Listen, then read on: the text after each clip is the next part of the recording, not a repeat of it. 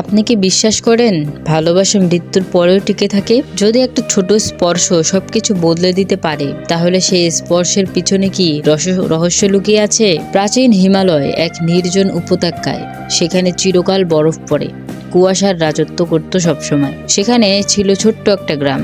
গ্রামের সবাই বিশ্বাস করত উপত্যকায় সবচেয়ে উঁচু চূড়ায় একটা প্রাচীন প্রজাপতি বসবাস করে, যার স্পর্শে মানুষের অমরত্ব ফিরে আসে।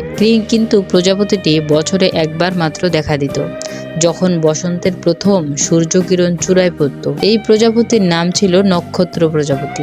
রাত্রি এবং আকাশ নামে দুই তরুণ তরুণী একে অপরকে অনেক বেশি ভালোবাসত। তাদের ভালোবাসা ছিল গ্রামের সবচেয়ে বিশুদ্ধ ভালোবাসা। কিন্তু আকাশ এক বিরল রোগে হঠাৎই আক্রান্ত হয়ে গেল, যা তাকে ধীরে ধীরে মৃত্যুর দিকে ঠেলে দিচ্ছিল। একমাত্র নক্ষত্র প্রজাপতির স্পর্শই তাকে বাঁচাতে পারত। কিন্তু কে জানে সেই প্রজাপতি কবে আসবে?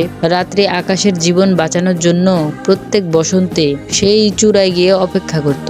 গ্রামের লোকজন তাকে নিরর্থক বলে উপহাস করত, কিন্তু রাত্রি কখনো হার মানেনি।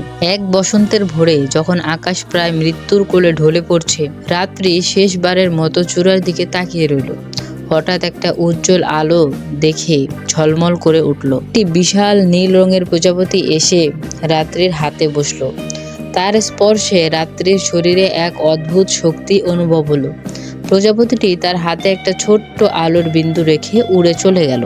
রাত্রি বুঝতে পারল এই প্রজাপতি তাকে অমরত্ব দেয়নি, বরং তাকে নিজের আত্মত্যাগ এবং ভালোবাসার শক্তি চিনিয়ে দিয়েছে।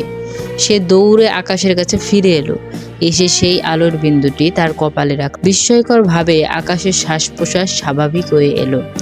আকাশ সুস্থ হয়ে উঠল। গ্রামের সবাই অবাক হয়ে তাকিয়ে রইল।